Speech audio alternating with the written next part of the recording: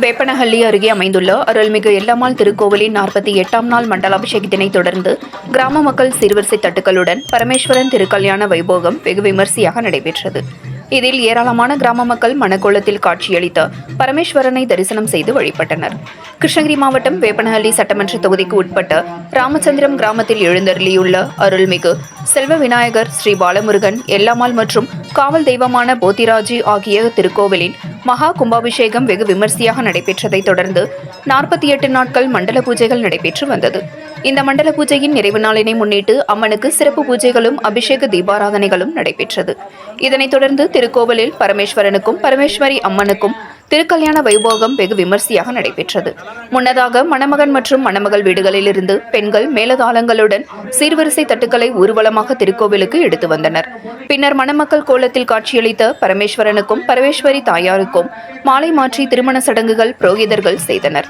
பின்னர் கிராம மக்கள் முன்னிலையில் பரமேஸ்வரனுக்கும் பரமேஸ்வரி அம்மன் தாயாருக்கும் மங்கள வாத்தியங்கள் முழங்க திருமணம் வெகு விமரிசையாக நடைபெற்றது. இதனைத் தொடர்ந்து மணக்கோலத்தில் பக்தர்களுக்கு காட்சியளித்த பரமேஸ்வரன் மற்றும் பரமேஸ்வரி அம்மன் தாயாராய் ஏராளமான மக்கள் தரிசனம் செய்து வழிபட்டனர். இதனைத் தொடர்ந்து வான வேடிக்கையுடன் அம்மன் திருவீதி உலாவுடன் கரகாட்டமும் நடைபெற்றது. இந்த விழாவிற்கான ஏற்பாடுகளை ஊராட்சி மன்ற தலைவர் திருமதி வளர்மதி குணசேகரன் மற்றும் ராமச்சந்திரம், சின்ன சுண்டம்பட்டி, கோனே கவுண்டனூர் ஆகிய ஊர் கவுண்டர்களும் பொதுமக்களும் சிறப்பாக செய்திருந்தனர்.